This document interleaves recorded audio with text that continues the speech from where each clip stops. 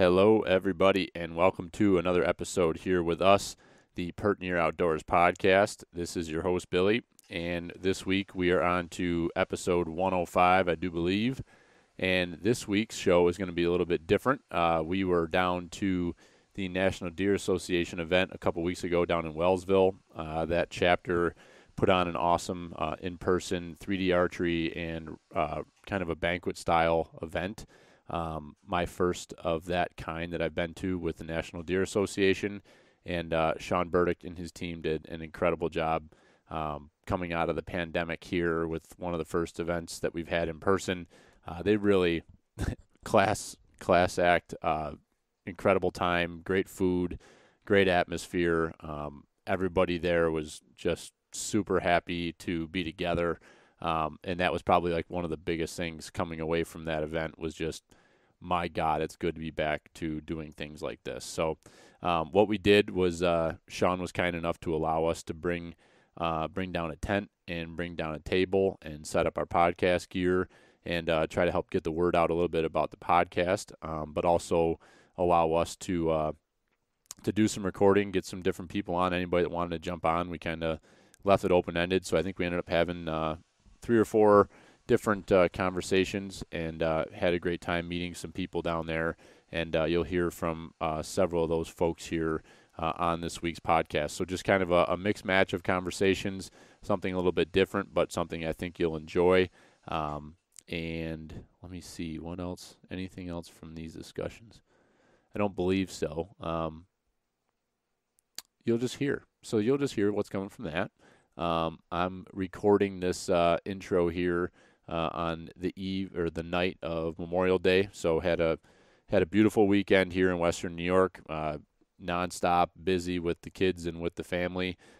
It was awesome. Did a little fishing, spent some time with the family, my in-laws, had a birthday party, and today on Memorial Day was Sarah was working, so had the opportunity to spend the day with the kids and kept them pretty busy.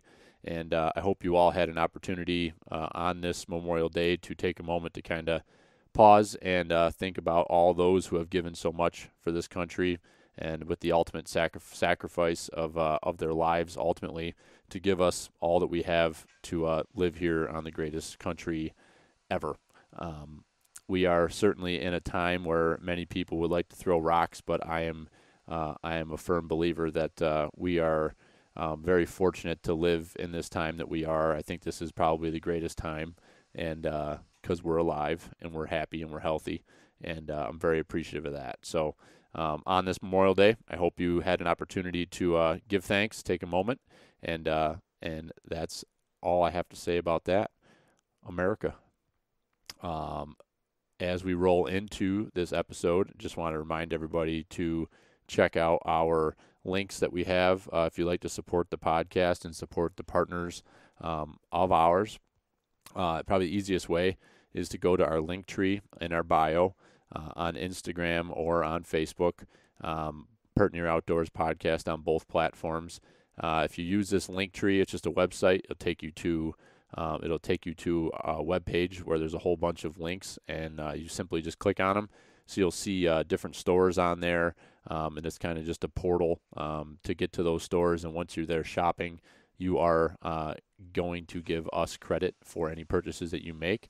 So Camel Fire, Cabela's, Sportsman's Warehouse, Black Ovis, to name a few, are probably the most frequently trafficked, as well as if you'd like to support any of the partners of ours, being Basemap and Genesis 3D Printing, I have links up there as well for both of them to go directly to their web pages.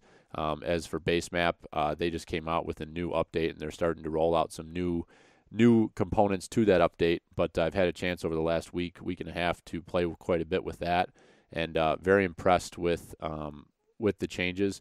I was a little bit bummed to see a little bit of the mapping packages change, because I know that was one of my big favorites with the app. But I would say where it lost in the mapping layers, it gained in speed and functionality. I can't believe how much faster it is on the mobile version than what it was before, which I was content with. But this is a night and day difference.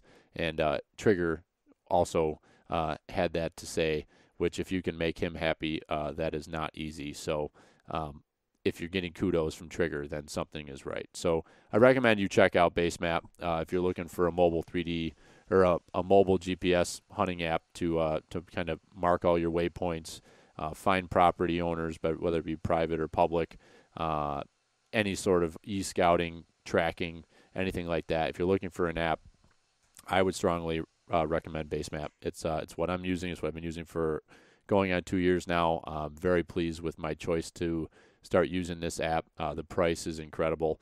So right now it's $30 a year for the whole country, for every state, all the data that comes with that.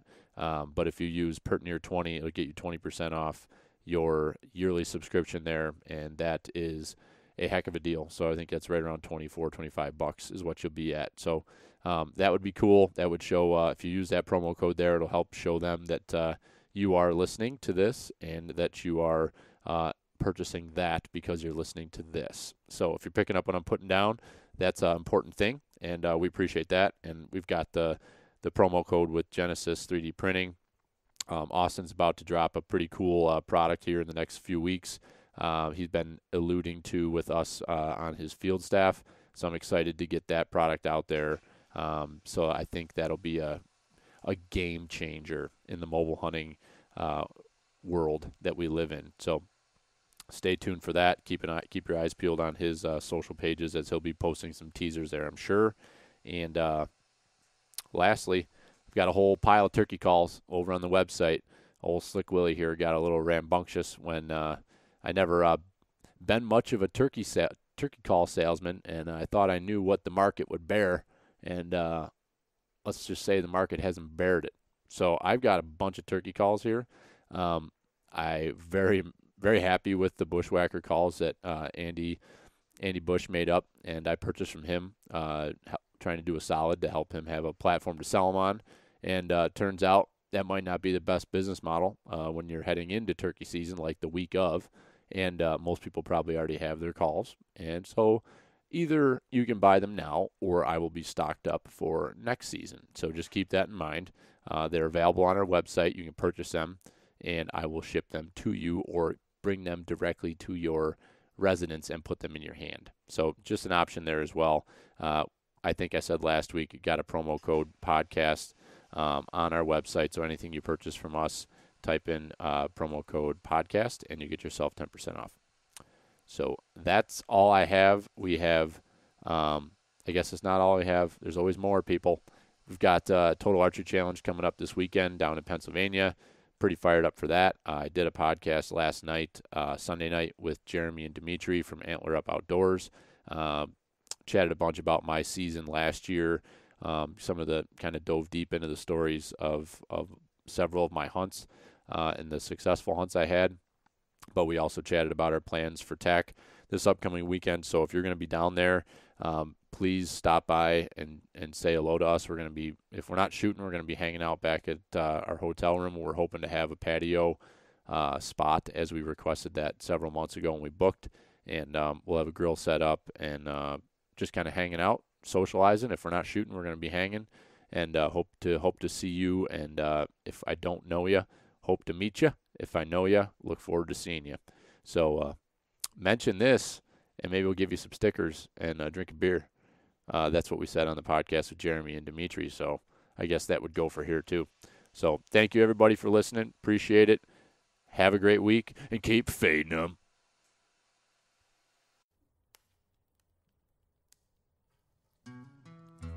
Hello. Yeah, that's your Yeah. name. Squirrels got me. Big Jim. Yeah. Really, really, really, really cold and fun. Cold and fun. Cold and fun. That's good that you think that of it, because that's what deer hunting typically is cold and fun. Yesterday morning, I'm glassing up on the pass, and I see these deer moving, and I'm like, ooh, there's deer moving. All of a sudden, I just see this person just head down, just hauling ass, wearing shorts and a t-shirt with a pack on. And I'm like, is that Tard? My dad always talks about floating through the woods like the autumn breeze. So Robert's when you're the 275 pounds, I don't know how you do that, but the Freightliner. It's just like a creeper. just kind of up in the corner watching what's going on down there. Yeah. You know, He's like, he's up there slapping and pissing all over everything. is it warm yet? How did you know the name of the actor? That's right. I know. Why'd you say his name? Hervé Villagers. Remember this? You know what pert near means. If you know what pert near means and you live in America, you're a redneck too.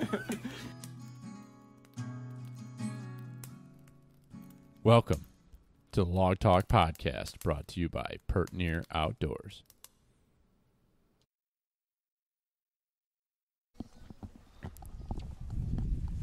We got a little nature noise in the background, That's nice. some country music. Little, I think that's Chris Stapleton. I'm kind of surprised we don't have this tent staked down. That's kind of risky. I didn't really think about that. Yeah. I looked at those things and it's kind of sad. We didn't pay for it. It was a gift from Stan. What's the worst that's going to happen, right? Yeah. It might blow away, and then we'll go pick it up. Yeah. I can't seem to. Oh Like, boy. Yeah. Yeah, she's Maybe gonna go. Yeah. We might want to get. Yep. First time I've seen her. You think she's coming? Don't look at her. Just act like we're not. Yeah. Don't Make eye contact. Oh, she's coming. She's committing. She's coming. Yeah. That's a good thing. Yeah. You coming over? What's going on? Throw the headset on. We're talking. Yeah. Yeah, that's a contest we did back in the fall. Or no, that was like a couple months ago. Don't be nervous. We're just chatting like we were over there. See, you can hear yourself. You can hear me. I got to turn you on. Hold on. Yeah. Can you? Am I muted or? No, I, you're good. Okay. Yeah, it's great. You just told me I was loud. You are loud. In my headset, you're loud. Yeah. Is that okay? It's okay. You want me to turn it down? Does it have a volume? Because Yeah. that would be kind of cool, yeah. All right. Sorry. Is that better? That is better. Okay. Thank you. Yeah. Because I was like, wow, you're really in my head right now. It's really weird talking and being able to hear yourself for the first time. It is. Yeah, it is a little strange. It's okay. It's all good. So, whoa, that was loud. Introduce yourself. We just chatted over there at the archery range, but We did. introduce yourself and what you guys have got going on here in Belfast. Yeah. We are actually over in Friendship. You're in Friendship. But it's kind of, the no man's land between Belmont and the town of Friendship off of County Road 20. My name is Leslie Neville, and my husband Scott and I own and operate Belmont Archery. And we are a full-service archery outfitter shop. And, gosh, all things bows, arrows, compound bows, traditional long bows, recurve, crossbows too. Nice. So yeah, we were kind of bummed that whole crossbow legislation didn't pass. And that didn't sucks. like a lot of people don't know that. Like Yeah. I assumed it did, but It did not. no. It did not. It's frustrating. And we were really disappointed. We're like, why? But I'm not sure the logic on it. No. So, I don't think they know why they voted no necessarily either, but Politics. yeah. They don't hunt. Yeah. Or they don't want other people to have opportunity is what it, but that's a whole other discussion. We're not going to get political here. Right. Let's not get political. So you kind of alluded to, so you and your husband just moved up here, and are you? Yeah, I'm originally from the Mid-Atlantic area, down in Maryland, Virginia area. Been there most of my life, and my husband, his family is from up here in Allegheny County. Okay.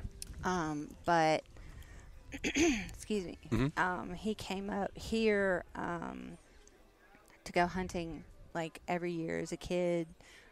Sometimes in the summers for 4th of July, stuff like that. And so we've been coming back and forth for a long time. But he's like, Virginia's too hot, and there's too many people where we were. We were in a very densely populated area in Virginia, and so we decided that we were just going to come up here.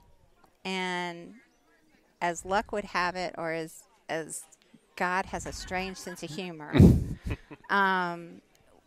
he walked into this archery shop a couple seasons back, maybe five years ago, and talked to the former owner, Mike Reagan, great guy.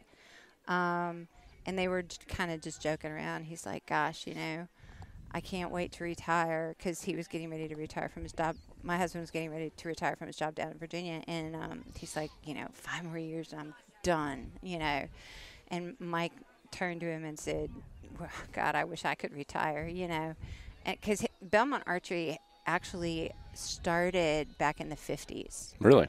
From what I've been told, or rumor has it, that a gentleman by the name of Butters, the last name of Butters, owned it.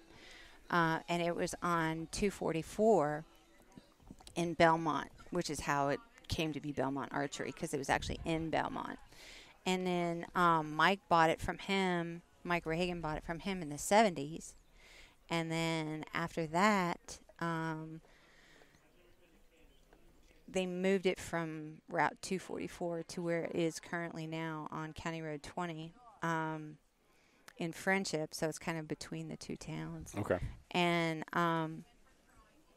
it's just a really cool thing, because it was like Scott talked to Mike, and it was a joke. And he came home to me, and he's like, yeah, I think I might buy an archery shop. That sounds like a cool retirement gig. And I'm like, yeah, okay. I'm like, all right, like, that's going to happen. And then, 4 years later, here we are, which is kind of a really cool thing, actually. Yeah. Everything sort of falls into place the way it, the doors open when you're supposed to be doing what you're doing. Yeah. And we really like that. And we love archery, and we love working with everybody who comes in. Everybody's been really welcoming. I mean, it's been we've gotten a really great reception. Mm-hmm. We've had a lot of fun with leagues and working with the kids and getting new shooters into archery. And COVID was actually awesome for archery, for hunting, and for being outside in general, because everybody needed to do something other than sit in front of the TV for 12 months or however long the lockdown was. So did you guys see a big swell in business? Huge. With archery equipment? Huge. It was really great. And I mean, we don't really worry about it that much. We worried about having stock. Right. And it was, it was great to see people, like, hunting permits went up like 200%. Yeah. Because you could get your hunting certification done online and all that sort of stuff. So we enjoyed meeting all the new people. We enjoyed watching them because we do everything soup to nuts. I mean, we help you find the right bow. We have, Matthews, Athens, Bowtech, Mission, PSE, and there's one more, Hoyt. The big name.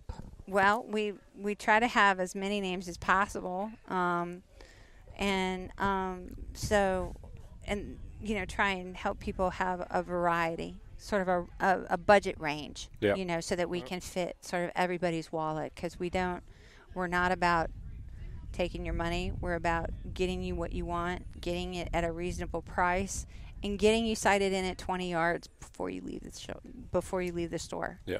So that you can go home and you can shoot and you can have fun with it. Have fun, yep. Because it sucks if you don't get it done right the first time. Yeah. It's frustrating, I should say. Yeah. That if you don't get it done right the first time. And I think that's, you guys are in a great area down here. We were talking over at your shooting station that, Allegheny County's incredible. The amount of opportunity there is down here. And last weekend I did some volunteer work with the DEC, planting some trees over in the Allegheny State Forest.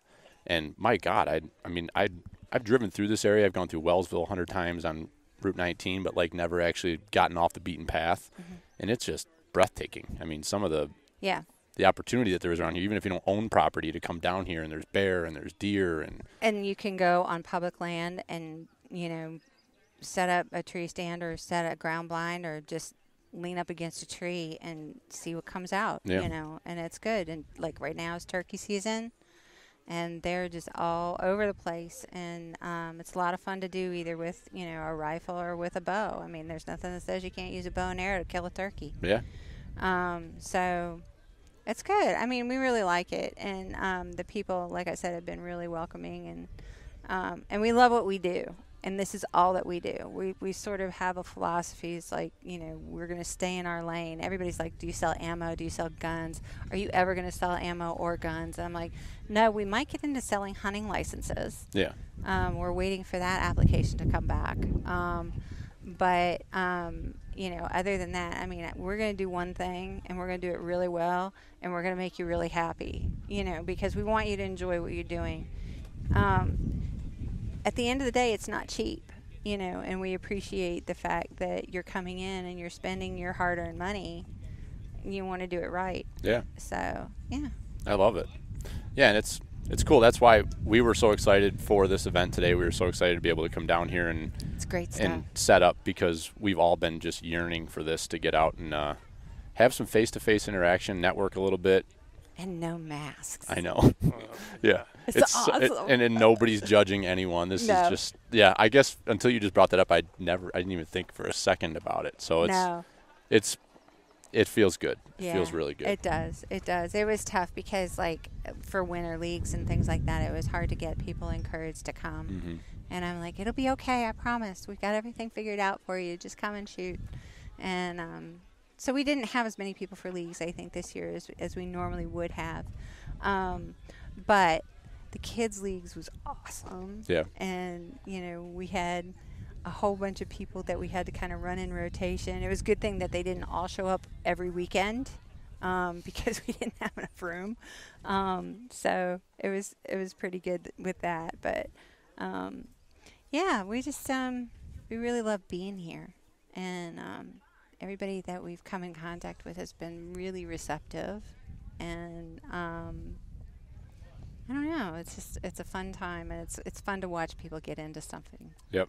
And all of a sudden they're like, "Wow, I didn't know this was like this much fun." So are you seeing a lot of? Kind of sounds like you're seeing a lot of new archers. Yes. People that are getting into it. Yes. All age ranges. All genders. Age ranges. Yep. Doesn't matter. Yeah, it's been really cool. Some people are a little like, you're kind of broadening their scope in that, yes, girls shoot too. Yeah.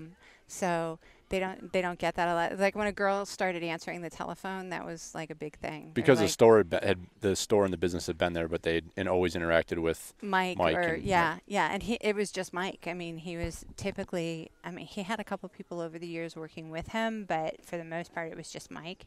And so when a girl answered the phone, it was like, "Whoa, wait, what just happened?" And it's like, no, yeah. So now we've got a lot of women that are coming by and. Just like with NDA, there are a lot of women involved with NDA here locally, and it's not just wives; it's just people who are generally interested. And we love being able to do. Older people are fun to work with. Some of the seniors that come in, and it's cute because they're like, "Well, I can't really pull back a lot." I said, "You don't need to." So you don't need to pull back 70 pounds unless that's what you want to do. Right. But most of them are kind of like, well, we had rotator cuff surgery or this or that or the other. And it's like, okay, so you could do a crossbow if you wanted to. My husband did that first season after his rotator cuff surgery. He's like, this was poor planning. Hunting season's coming. And I was like, do what you got to do. So that's kind of how that goes. But it's a lot of fun, and everybody, all sizes, all ages, all socioeconomic levels, it doesn't really matter. You can come in, you can spend a bunch of money, you can come in and not spend a lot at all. Yeah. So, I mean, it's just a question of what you want to do and how long you want to be. It's tough when people are just getting into it. They're like, well, I have this, and I don't know if this is enough. And it's like, we'll work with it. Yep. We'll get you what you need and get you shooting. Yeah. That's all, Yep. And it's creating that community, it's creating that opportunity for people to learn from you guys. And then, it sounds like you guys have a pretty cool atmosphere there around the store where people can come in and you kind of have like a community of. We hang out. Yeah.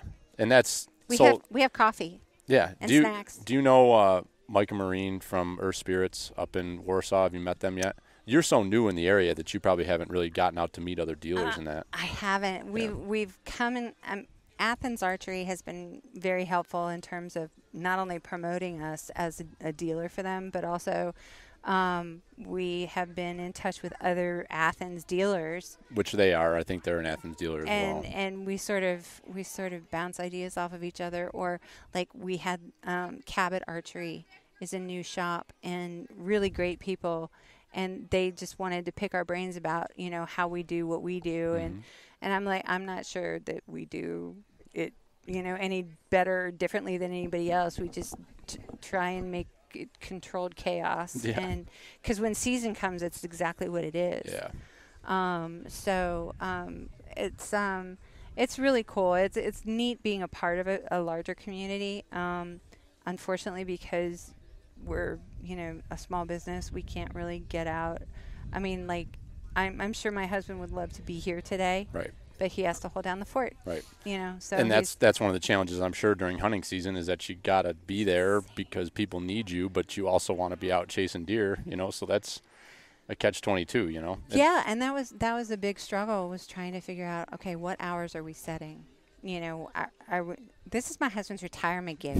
Okay, I know, I'm just saying. Super relaxing. No, it really didn't work out the way. Well, I mean, he enjoys it. It's just trying to find that happy medium between doing what you love, and there were a couple times. I mean, between doing what you love and doing what you need to do. What you set out to do with the shop, and we really shut down for. We shut down a couple weekends in a row on a Saturday. Typically, we're open Tuesday through Saturday, and our hours actually just changed during the week. We're open 12 to 6, and on the weekends from 10 to 4, or on Saturday from 10 to 4, and we're closed on Sunday and Monday so that, we can go to church and do the laundry. But, well, yeah, it's funny how people think, like, you don't have a life other than at the bow shop. It's amusing. Yeah.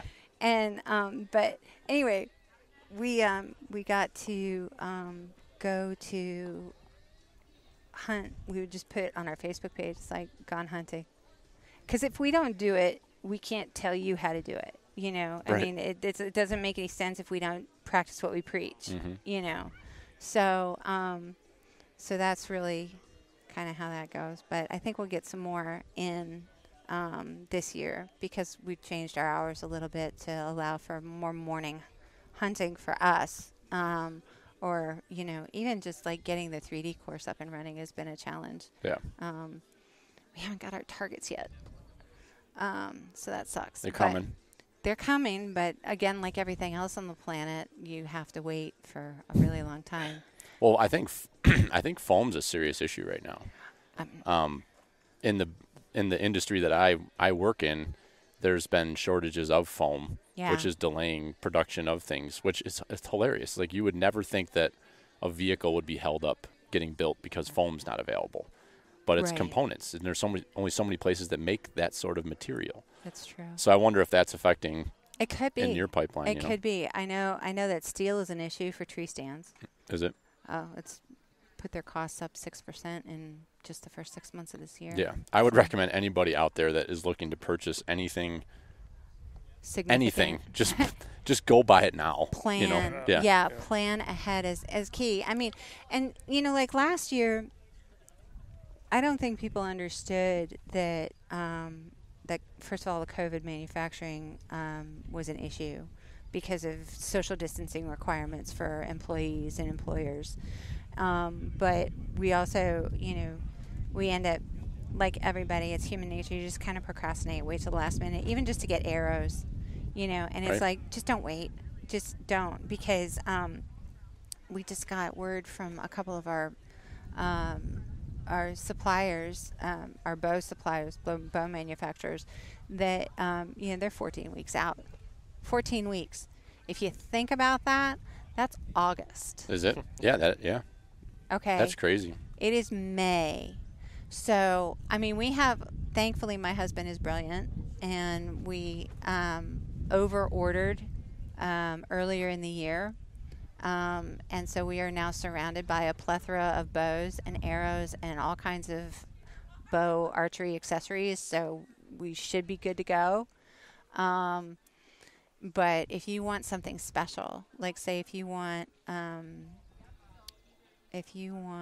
black riser with UA forest limbs, or you want stone or dark green and not real tree camo, right? Because you guys have got to kind of estimate what people are going to want. You place your orders, and then people come in and they're like, I don't wear that camo. Yeah. And they want their bow to match their camo, And you have to remind them that the deer they don't don't see care. it. Yeah. The deer don't care. Yeah. I'm guilty, though. I picked my bow out based on the limbs. I did too. Yeah. And I have a beautiful Athens Summit 6 with trees and lady camo on it with like this little flecks of purple. And I'm like, I love this. Yeah. And he's like, good, I'm glad, but the deer don't care. And I'm like, okay, well, whatever. But yeah, it's a question of availability and production, which really sucks. I mean, we ordered our 3D targets late January, early February, and they're still not here. Wow, that's crazy. So it's disappointing because we just added like 30 new target spots. We had 15, not 30. We added 15 to the 15 we already had for a total of 30. Sorry. Nice. Yeah. But we have no targets. It's all clear. It's all ready. Yeah. We've got the bow stands ready to go, and now there's no Just need the target. foam. Just no target. We're getting a Sasquatch. Are you? Dinosaurs. Damn. I know. So are those Reinhardts? Yeah, they are Reinhardts. Yep. They're a great company, but they're just like everybody else. I mean, they're working with half the staff. Right. So. And then Danny and I were talking about that after we were over there chatting with you. It's like you kind of like you have a hard time understanding how it's still an issue, but when you go, even if you go a quarter without producing your normal production level, you can't catch up. If demand is continuing, you can't. Well, the problem is that demand didn't just continue. It like skyrocketed. Right. I mean, like exponentially. So they don't have people working. Right. Or they don't have as many people doing what they do. And the same thing with broadheads. We love buying American. We love our Grim Reaper broadheads. And they were just struggling trying to keep up, and we were in constant communication with them, we're not dicks. We're not this big. Yeah, you're not buying a container full. No. But even if we were, it really wouldn't matter because they just didn't have the ability to, with the staffing requirements and stuff like that, or restrictions, I should say. Right. They couldn't do it, and they're like, we're getting them as soon as we can, and I'm like, I hear you. Yep. That's all you can do. Yeah. The light's at the end of the tunnel, though. Well, we went from getting something in 7 days last June to getting something in 7 weeks. Yeah. It was like overnight. And it's production, it's the delivery, it's the carriers, because everybody's working on half staff. Mm-hmm. So, yeah. We'll get there, though. Yes. Yeah. Get over to Belmont Archery and get your stuff now before it's July. Before you're going to get in a pinch and you're going to end up shooting what you're shooting now, and you'll be mad. Yep.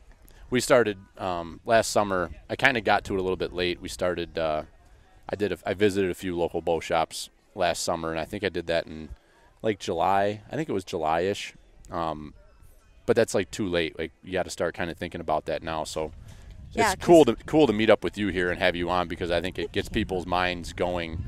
Whether you live in this area and you can go to Belmont Archery, you can go to Earth Spirits, or if you're somewhere else in New York, just go to your local archery shop if you need something. Yeah, if you need something, go now, don't wait. And I understand that it's a matter of your budget too.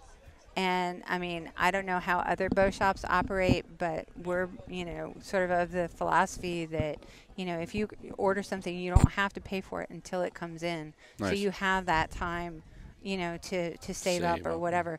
And we also have a 90-day layaway program. So we will honor, a layaway situation for up to 90 days. If you can pull it off, we can do it for you. So that's awesome. We're good. Well, we're trying to help out every budget, and we just want you to be able to shoot. you know, and it shouldn't be hard. We're trying to make it easier. Yep. Hopefully. Yeah. I don't know. Maybe. You're trying. I'm trying. No, it sounds like you're doing some awesome things, and it's been just a short window of time, but you're sounds like you got some cool stuff going on. We like it. It's fun. Thank you for having me. Yeah, it's awesome to have you on here, and hope to stay in touch. Thank you for subscribing to the podcast. Absolutely. My first podcast. Your first podcast. Look at that. I'm a celebrity. Pertinier. You're Pertinier I'm celebrity. Pertinier celebrity. That's right. We'll give you. So I'll funny. give you a couple koozies. Take one back to your husband, and That'd be cool. And you know, anybody that comes into the shop, if they're looking for information or anything like that's what we're trying to do with the podcast is really a local base. There's a ton of hunting podcasts out there. Sure. When you dive into it, it's unbelievable how many people there are out doing what we're doing. But there's not a lot in this area, so we're really trying to have a local spice and feel. So if there's people that are getting into it new, you know, we're more than happy to. They can listen to us, but they can also reach right out to us and on social media and promote. Yeah. Promote. Just try Get and- everybody out there and it's all do the about- things. It's all about this lifestyle and the community. That's what it's all about. So I agree. Yep. I agree totally. It's so much fun, It and the is. people are so nice. I mean, Yeah. you just hang out and do your thing. Yep. Amen to that. Cool. So- Let them fly. Yep. Let them fly. I like it. Thanks for coming on. Appreciate Absolutely. it. Go check out the archery shop in Belmont. I'll give you pick out whatever stickers you want. Give you an orange and a blue one. Pretty good. It's in your ears. Yeah. Hi, Sean Burdick. How are you? Good, Billy. Good. Nice event.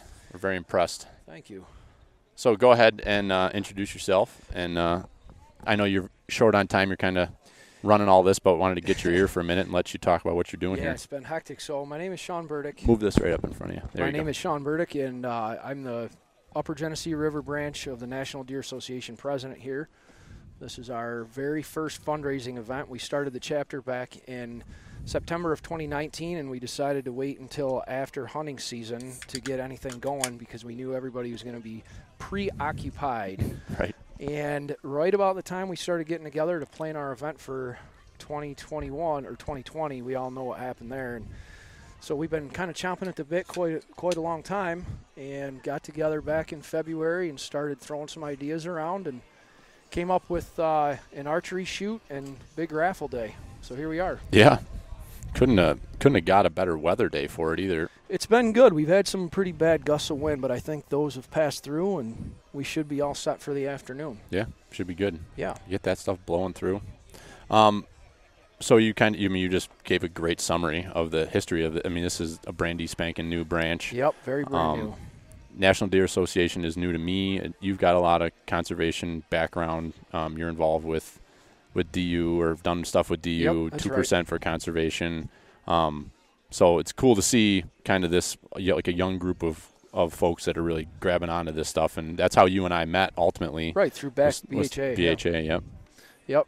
This is speaking about the younger group of people and the group of guys that we have going here. I mean, looking at the grand scheme of things from a conservation and hunting passion perspective, we're the future.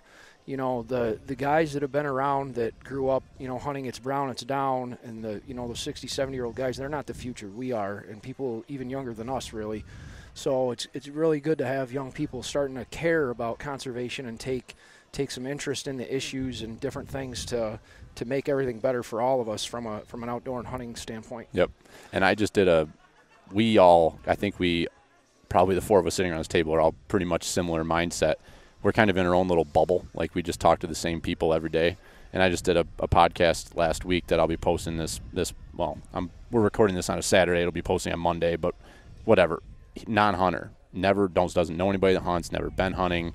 And like I say the word conservation and like he doesn't even correlate hunting with conservation.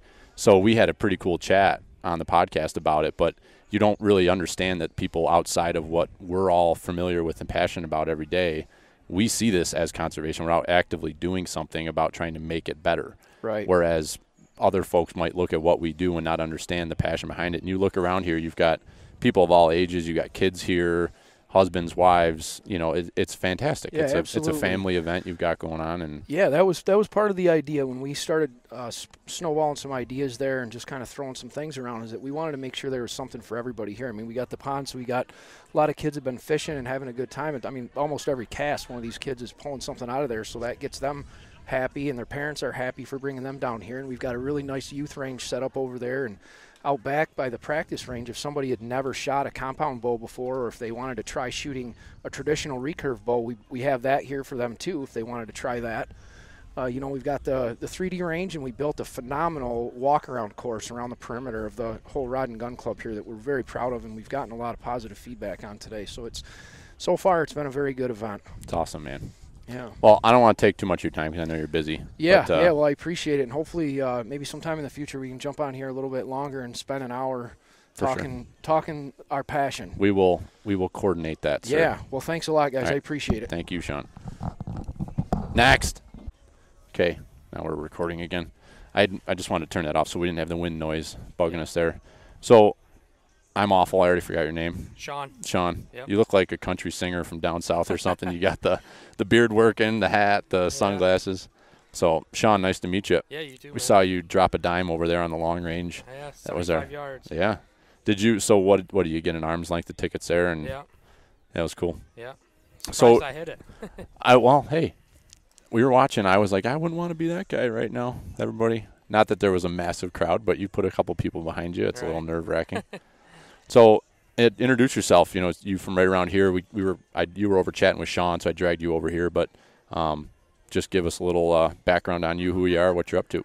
Yeah. So my name's Sean Livermore. I'm actually from Elmira. You know where Elmira, New York is? Yep, I do. Yep. Now I live out here, and yeah, that's pretty much it. I moved out here about 2 years ago, and that's it, man. So you, how old are you? Are you? 32. Okay, so you're the same age as I'm 33. You're 33, so we're all the same age. Yeah. That's cool. So what brought you over this way? Work or? No, I actually met a girl out here. That's what happens. That's how I ended up where I am. Danny and I wouldn't know each other if it wasn't for a woman. So. Yep. Oh, really? She hates me for what I am now, but hey, she brought me together with all the guys I'm friends with. So there you go. I'm just kidding. Yeah, she doesn't listen to this, so I can say whatever I want. She's a sweetheart, mother of my children. Yeah. That's how it is out here. I met all these guys through my woman. So. That's awesome. So you hang kind of with this crew. This is a group of guys, Nice. Yeah.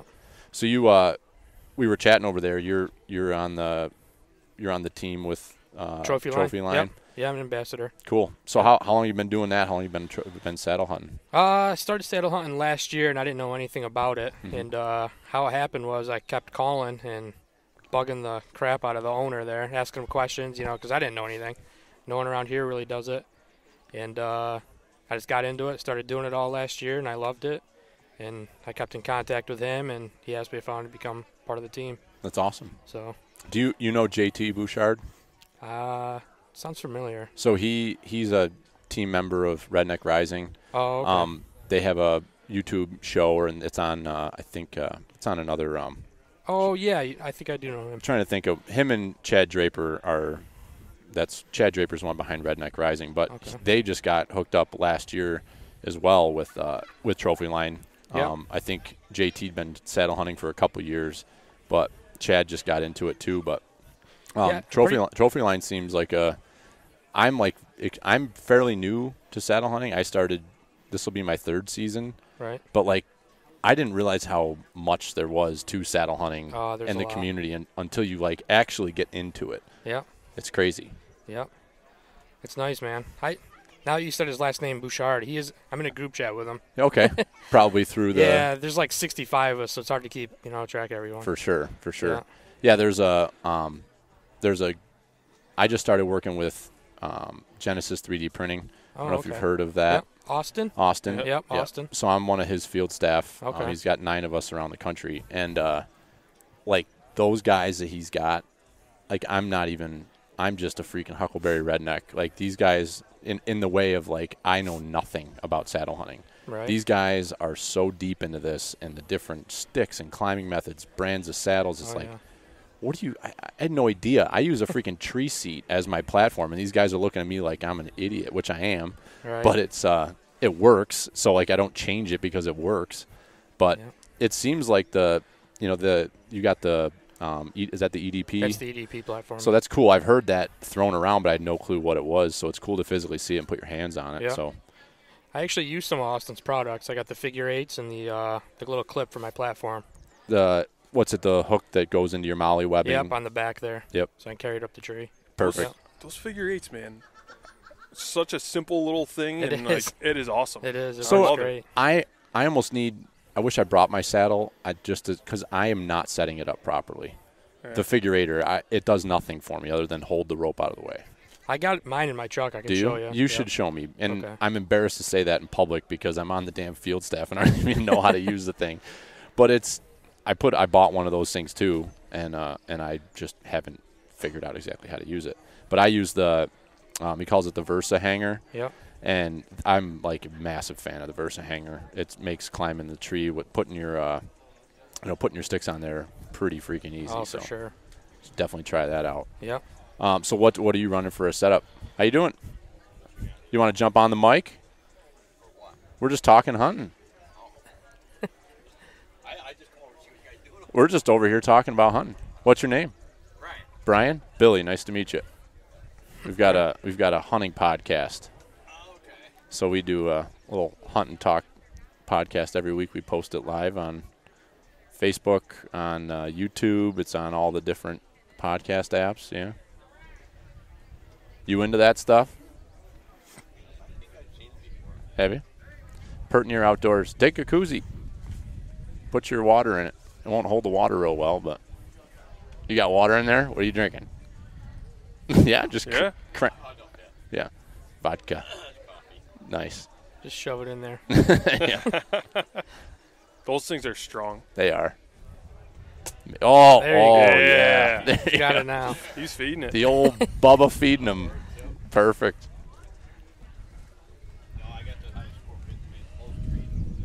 Did you? Good for you.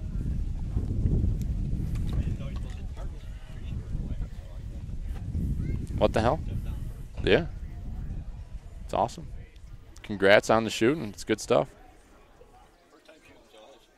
First time shooting?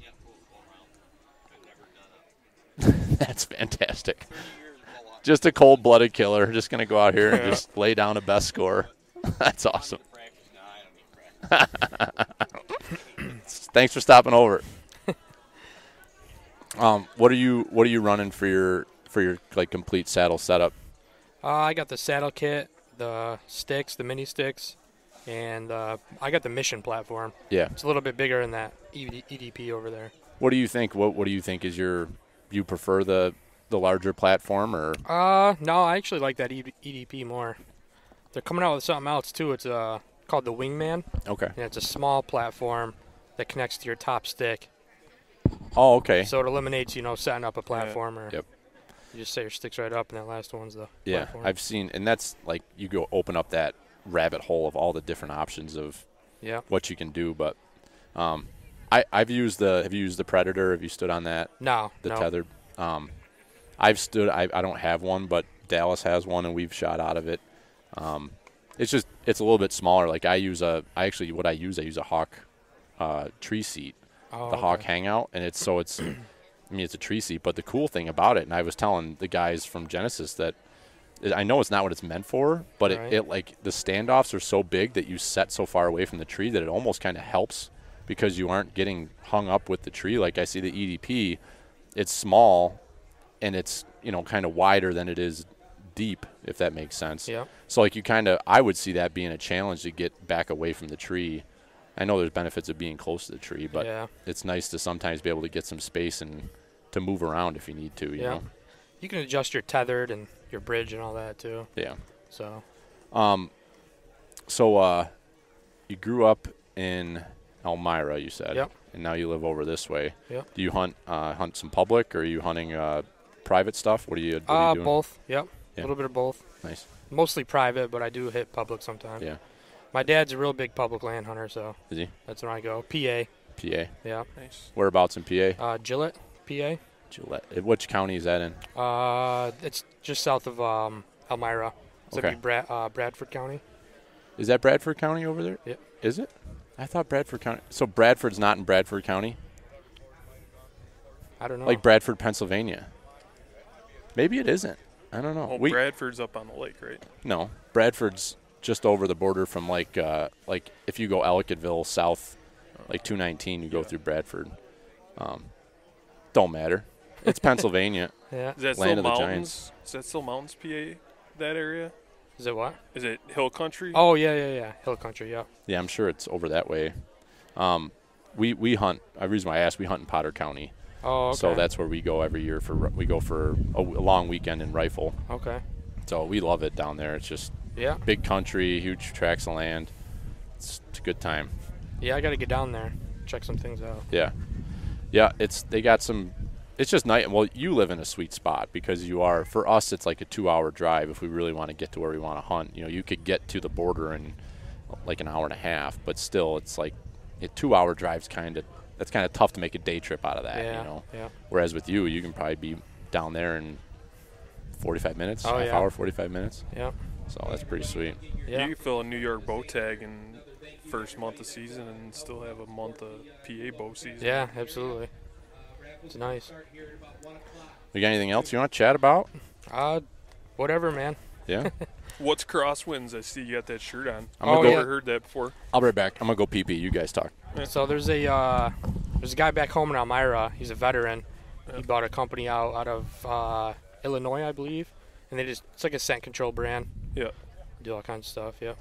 What kind of like cover scents? Yeah, like they sprays do, and stuff. Yep, they do that too. Cover scent, scent control. Yeah. They got it all. Nice. Yeah.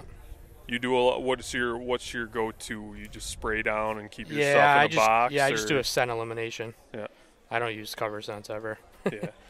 Yeah. We were talking to a guy over there, and he's like, "Oh, you guys don't use scents? Like, what do you do to cover your scent up?" Just play the wind and, keep our stuff as scent free as we can. That's it. Yeah. So you're in the timberline stuff. Like, what are you carrying stuff in on a backpack, like when you're hunting mostly, or what's your setup? Yeah, so that Trophyline, they got a backpack and carries that saddle or the platform and the sticks perfectly. Yeah. So I bring that. Yeah. Yeah. Then I just wear the saddle in, you know. Just wear that right in. Yeah.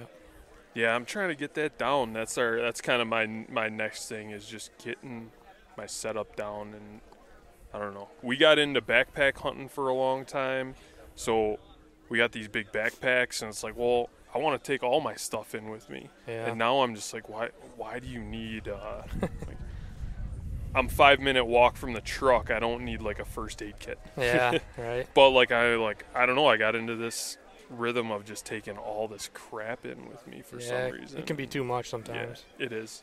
So he said he saddle hunts. Do you? Yeah. Oh, okay. Yep. I got into it. I bought my saddle for season last year, so I got it like last summer. Okay. Saddle and sticks. I got an H2 saddle, and I just have the Hawk sticks right now, and the tree platform that he was talking about. I'm interested in I like those sticks that they got there, and you were saying the platform on top of your sticks. That's kind of my next thing that I'm thinking about getting for this season is having that platform. Just feels like one extra thing that maybe I don't need that could just be on top of my top stick. Yeah. Yeah. I like that idea. It's nice. It is nice. I'm hearing the guys talking about like a ring of steps being I think with what you're talking about, like with that top step little platform, I think would be a pretty sweet little deal to have a ring of steps to take just as a different way to put your feet up and take the pressure off. Because I think if you were like that top step deal sounds good, but if you're going to stand there for 6 hours or something, it's not a lot. That's when you need the EDP or the mission, you know. Yeah. Right. Something like that. Yeah, for sure. Would I miss anything good? You're talking about crosswinds. That was quick. I'm a quick peer. I get the business, drain it, right back to talking. How did you shoot the 3D course? Yeah. How'd it go? My sight. I noticed my sight was loose. I don't know what's going on. Oh, that's not good. No, so I kept shooting low, but then I went out and hit that deer at 75 yards. So that was after you shot the course? Yeah, that was after. No shit, that's funny. I just told the guy, I said, I'm just gonna wing it and see if I can hit it. Oh, you wung it already. Yeah. I know it. You're a single pin guy? Yeah. How long you been shooting a single pin? 5-6 years now. Yeah. Have you ever been in a hunting situation where you were like, shit, I wish I had a 3-pin? Yes. Yeah. A couple times. That's what I worry about. I know it. I thought about switching. I just like the single pin. You know, there's only one pin there. Yeah. Not a lot of glow. No, and there's not nothing to really cover up. I'm a single pin guy now too, but we're going down to Pennsylvania for the Total Archery Challenge, and I don't want to use my hunting arrows, so I have a different sight that's just a cheap sight that I throw on there, and I'm not a great archer. I don't put a ton of time and practice into it, so like I throw that 3-pin sight on there. It's a 3-pin slider, and it's like I'm a mess with it because I'm not used to that 3-pin anymore. I'm used to that. You got one pin, you just put it to where you want it to be. But have you had it actually jam you up in a hunting situation with the 1 pin, or? Yeah, but I still hit the deer and I killed it. So, but it was kind of a bad shot. But if it's coming in hot, you know, from 50 to 30 real quick. Yeah. You gotta think, you know. Yep. What was the scenario, if you care to share the story? Yeah, he was just coming in and I couldn't get him to stop right where I wanted him, and then he cut down towards me and I just had to aim a little high. You know, it was last second. What were you set on? Where do you usually keep your sight set? I usually keep it at 20, but I thought I was going to be able to stop him at, I think it was 45. And so I moved my pin up, and then he just didn't stop, and he shot right down to me.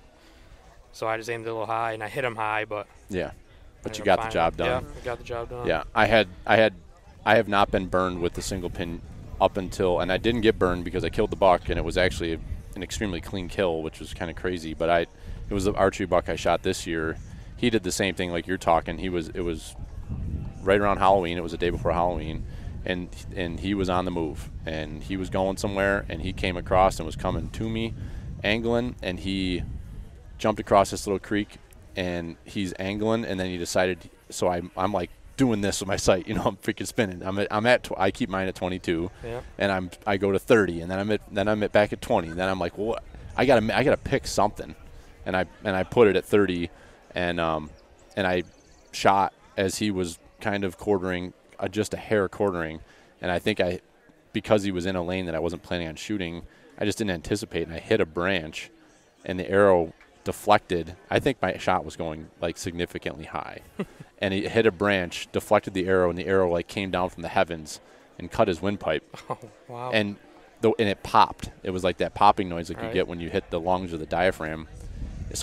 But I'm watching the deer, and he didn't react like he was hit. And I'm like, what the hell happened? But I heard the pop, you know. And it didn't take. He died in probably 2 minutes. He died. He flicked his tail, was standing there, and just laid down and then just flipped over. I'm like, that was the most. And I had no clue. I'm looking at my binoculars, and there's no blood coming from his body. I'm like, where did I hit him? I don't even know. Really? It was crazy. But how far did he run? He didn't even run. Oh, he didn't? He jumped. Right when I hit him, it popped, and he jumped, and he took maybe like 3 or 4 bounds. And that's been consistent with the arrow setup I have. I have a fairly heavy arrow, 540 grain arrow, and I use a fixed blade iron will broadhead, and they're so sharp. Every deer I've shot with them, they don't even know. They literally don't know what hit them.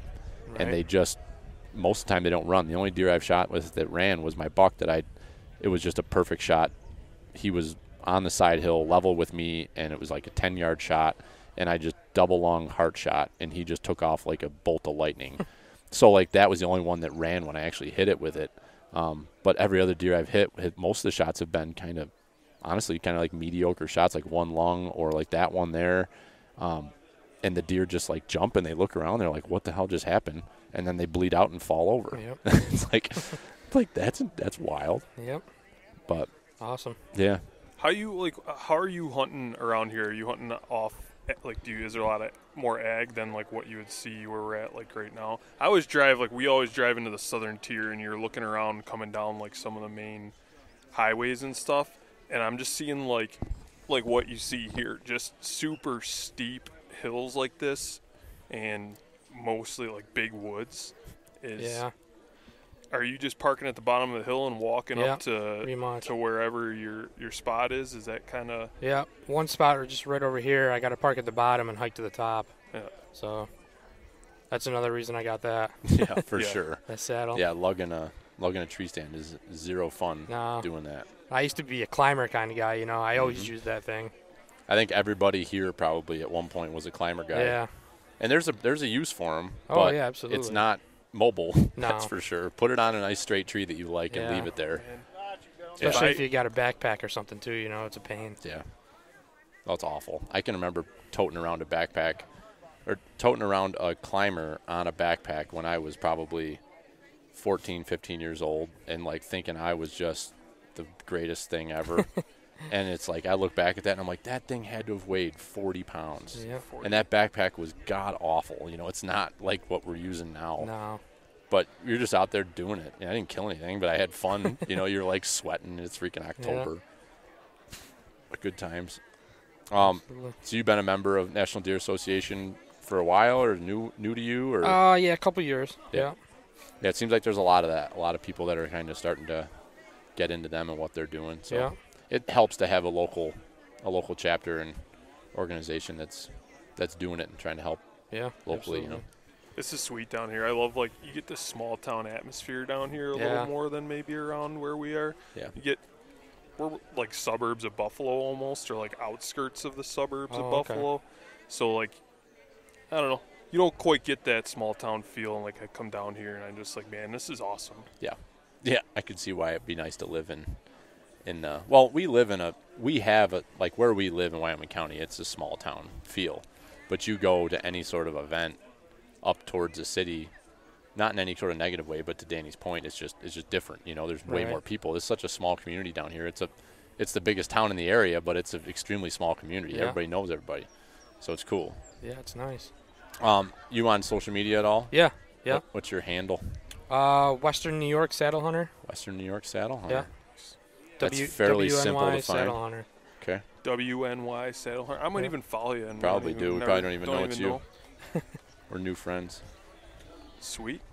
I like it. Western New York Saddle Hunter. We'll check you out. Okay. Check us out. Yeah, I will, man. Definitely. We will. Are you aware of or interested in? There's a teach and train. Oh yeah, that's a good idea. Last call. You want to shoot some more arrows? You good? I'm good. I'm good. The beers are tasting really good. Beers are tasting good. There's a tethered teach and train event in Alden, which is about an hour. It's right near where we live. Oh, okay. It's about an hour and a half from here, August 14th. So, okay. But it's, you know, Tethered puts it on, and I haven't been to one. This will be the first one I've been to.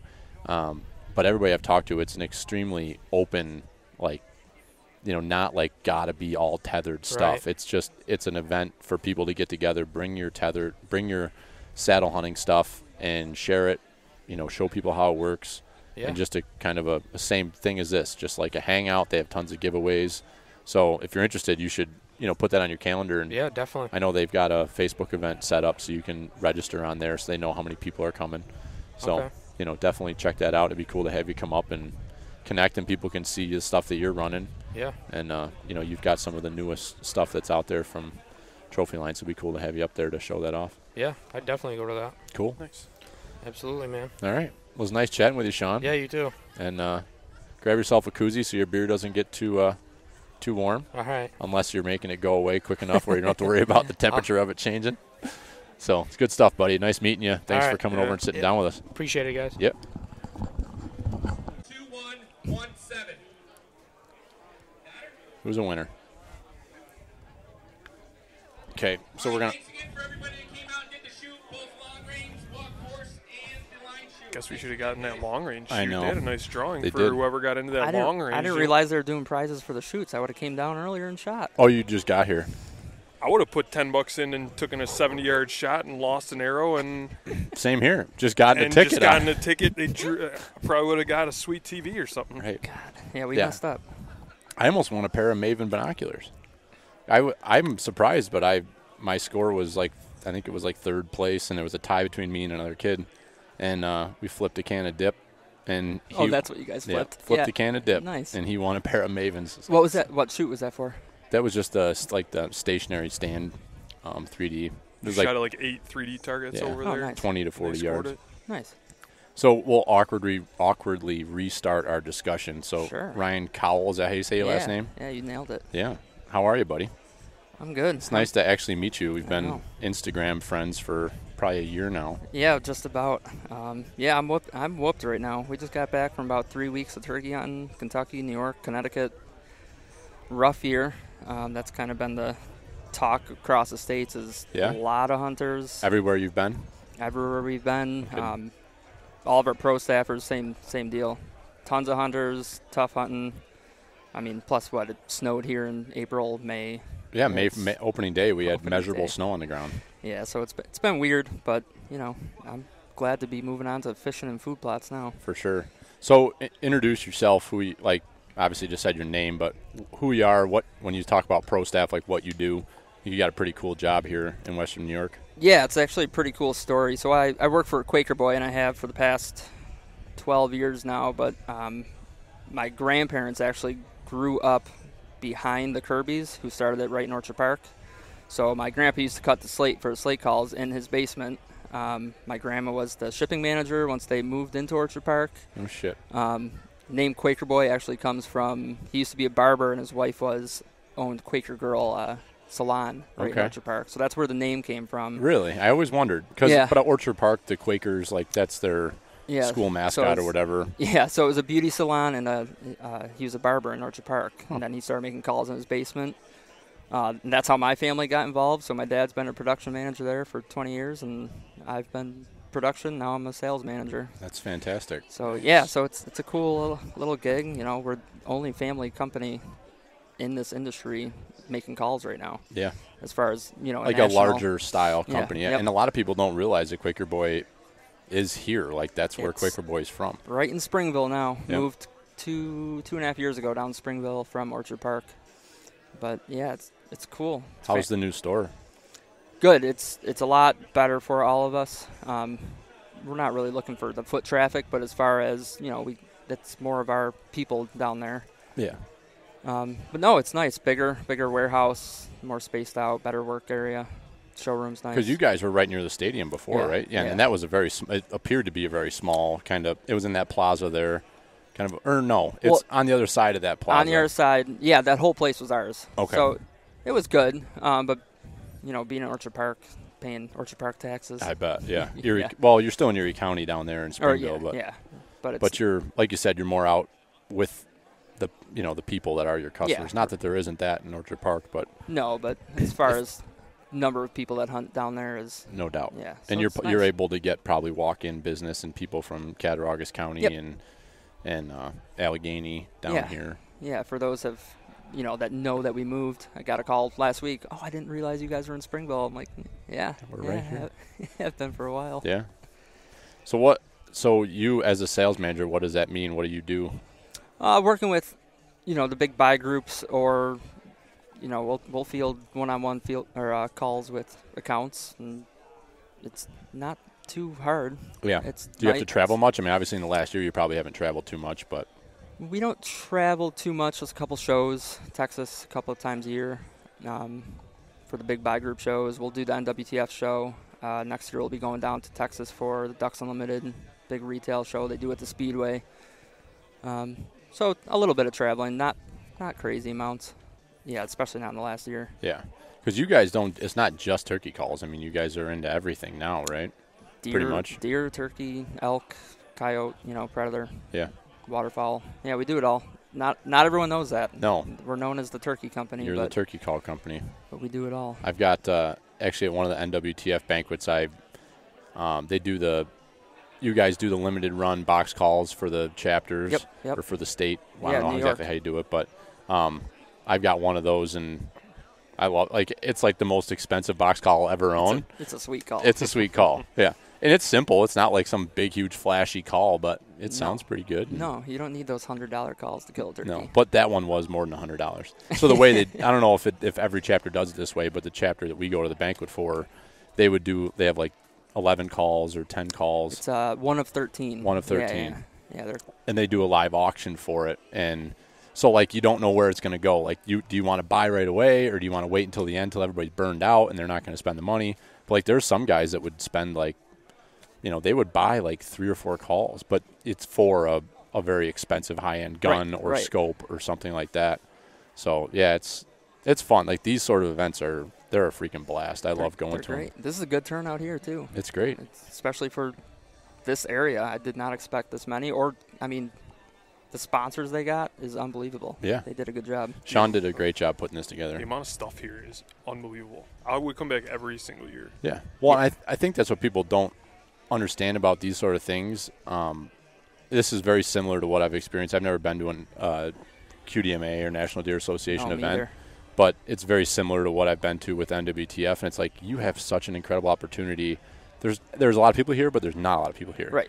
Like your chances to win. Like we did an archery shoot, and it was between me and another kid for a set of Maven binoculars. It's like for what I paid to be here today to potentially walk away with a set of Maven binoculars. Yeah, it's worth it. Plus Plus the people you meet, could be your neighbors, could be.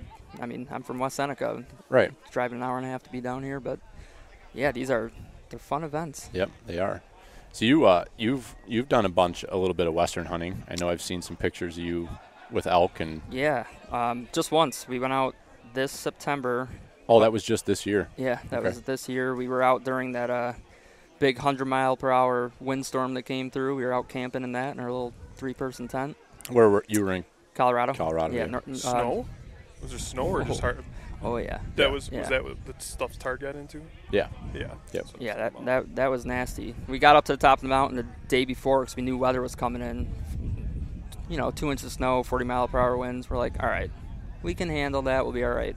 No, we live in Buffalo. We live in Buffalo. A little snow. It ended up being 5 or 6 inches of snow, 100-mile-per-hour. Trees were falling all night. We didn't sleep a wink. Jesus. What you don't get up there is like at night the wind just whips. No matter if it's windy that night or not, you're just going to get like a 30-mile-an-hour gust of wind all night long. So when wind actually comes in and they're predicting 50s, like those night gusts are going to be nasty. Yeah, it didn't let up the whole time. Mm-hmm. So we packed up as soon as it hit, daybreak, hiked out 5 miles, drove down the steamboat and got a hotel room and chilled out for a day. Weathered the storm. What? Yeah.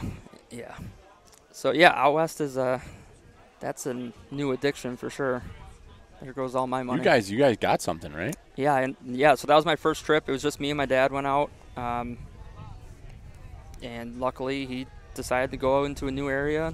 And as I was shedding clothes because it was snowy but warm and you're hiking, we lit one up on this knob, but it was all fresh deadfalls. It took 2 hours to go 800 yards up this little hill. And I ended up getting a 6x6 on public land for my first ever bow hunt at 20 yards. It was fantastic. It was unbelievable. Yeah, I feel like I've seen those pictures. That was a beautiful. And I assume that you've been doing that for years. Like that was your first shot. My dad has been to that area once with his buddies hunting, so we kind of knew what he was doing, but we just played it like we were turkey hunting. Yeah, and that was right on the backside of that snowstorm? That was 2 days after, yeah. We hiked in the day before, and then, that morning was freezing rain. It was still crappy. I'm thinking that was probably that's what Sean's one of the guys in our crew wanted. He was out there solo, his first ever solo hunt this year. Jeez. He went to the area where we've gone a couple years now, and he came out. I want to say he came out maybe right before the storm. Yes. And I sent him an in-reach message saying that there's a storm coming because he's up in there all alone. So I was watching the weather because I like to watch the weather. And I sent him a message. I'm like, hey, there's a bad storm coming. Just so you know, you might want to hunker down. And he's probably was camped at like 11 something. Oh, jeez. Just over a pass, a little bit. I know exactly where he was camping, Danny and I. It's the same place we've been. So he has some protection there, but still, like he's high elevation. Like you're gonna get the snow. Yeah, right. So I think he hunkered down for the storm, and I think he came out maybe during it or right towards the end of it. But then he came back in during that freezing rain, and that really freaked him out because at the bottom, the weather was not terrible, and he hiked back up in, and I think he was just wearing like a T-shirt. He didn't bring much out with him, and he's a tough son of a bitch. And he walked back up in there, and it really shook him. But he got into camp, and I think he hunkered down for whether it was the rest of the evening or for a few hours in the morning. And then all of a sudden the weather just broke, and he went out and just like within an hour he shot a mule deer. Oh, nice. So yeah, so it was like I think that everybody was just like totally in shock by that weather. And it was nasty. I know there was a couple groups on our mountain that got caught 10 miles back with, pack mules. They had to helicopter them out. Holy shit. Wow. Yeah, it was. It's no joke when you're up in there. No, we'll be hiking out next time we think weather's coming in before it comes in. Yeah, we had our first trip out there. It was at the tail end of our trip, so this was we went in. So we've been out for muzzleloader both times, and the first time out, we packed out and kind of called it a hunt in where we were on Thursday, and was it Friday we went in? Friday we went into that area where we were going to hunt. No, it was Friday. All in one day we packed out and went straight and the other area. And Bob, Brian and Dallas's dad, Bob had hunted there back in the like 90s and early 2000s up in the flat tops. He's like, oh, it's not a far drive. And we get up in there. I don't know if you're familiar with that or not, but the flat tops like kind of wild. Like you get up there and you just go on this like switchbacking road for it feels like for a half hour, and you get to the top, and you're on top of this flat top like mesa. Yep. And then you're in. I think that's still White River National Forest, but you're just driving. And we got off of 70, and I didn't fill up my truck. And so like lessons learned, right? Like I'll never do that again. Like if you're by a gas station out there, like you just fill up. Yeah. And I had like a little under a quarter tank of gas left, or maybe like a little under. I think it was under a quarter. And we start driving, and it's been like a half an hour, 45 minutes, and like now I'm like close to E. And Bob's like, no, we're going to this point right here. And he's like, it's not that much further. And we're like looking on the map and seeing how long it's taking us to get here. It's like, dude, that's going to be a while. So we ended up leaving my truck in a parking area, like not a parking area, but like like an area where I could just leave my truck up in there in the National Forest. Just left my truck there. And as we're combining all of our stuff and getting into one vehicle together, there's 5 of us getting into a crew cab pickup truck, a Silverado. Jeez. As we're sitting there, like you'll remember this, that wind, you could feel it, and the sky was like turning. It was like death black. Those clouds are rolling in, like low clouds rolling in. You could feel the temperature clouds dropping, yeah. And so we all were grabbing like our warmer hunting clothing, and sure as shit, we keep driving, and this road turns into like an awful Jeep trail. Like we're driving 1 mile per hour on just bouncing off of rocks on a standard half-ton. Yeah. With highway tires. Tires. And Bob's like, I don't remember it being like this. We took the minivan down here back 20 years ago, So we're just heading for this end point where the National Forest meets the wilderness area, and we come down, and it's a fairly good grade coming downhill into this point where you hit that end point where the road stops and it's now wilderness area.